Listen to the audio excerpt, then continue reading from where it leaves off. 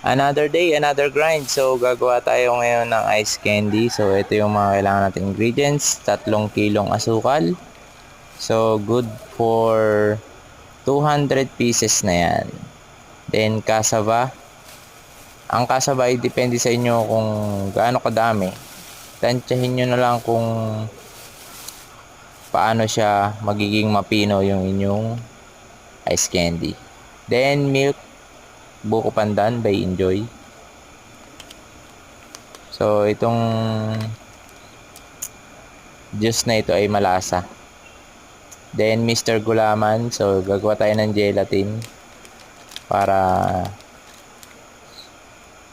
yan yung magiging makakagat-kagat po doon sa loob. So, gagawa ka ng gulaman. Then, 1 3/4 na ice candy plastic. Then, Angel Evaporada for 10 ml. So, kukunti lang yung diferensya ng presyo niyan dun sa ibang gatas. So, mas malaki pa yan.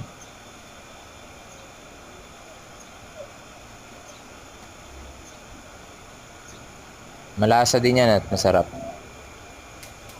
Angel, baka naman.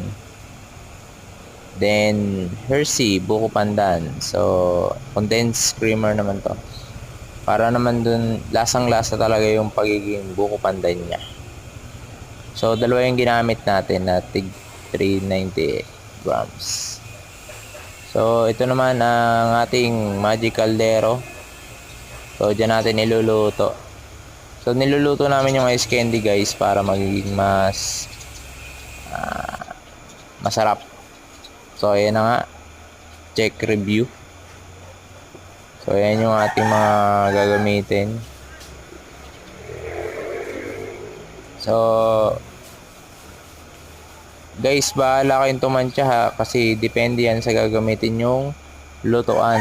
O kung gaano kalaki yung inyong paggagawa ng ice candy. So, ang ginagamit namin ay yung large size na kaldero. Binili namin yan sa Yellow Basket ng around 900 pesos ganun. So, ito yung breakdown ng ating ginastos. So, bibili kayo ng evap, condense, ice candy plastic, gulaman, asukal, Enjoy juice, saka kasaba. So, yan yung inyong magagastos lahat-lahat. Then, ito yung ating kaldero na 900 something sa Yellow Basket. So, yung tubig ay hanggang dyan sa tinuturo kong yan. So, hindi namin masyadong pinupuno kasi ano yan.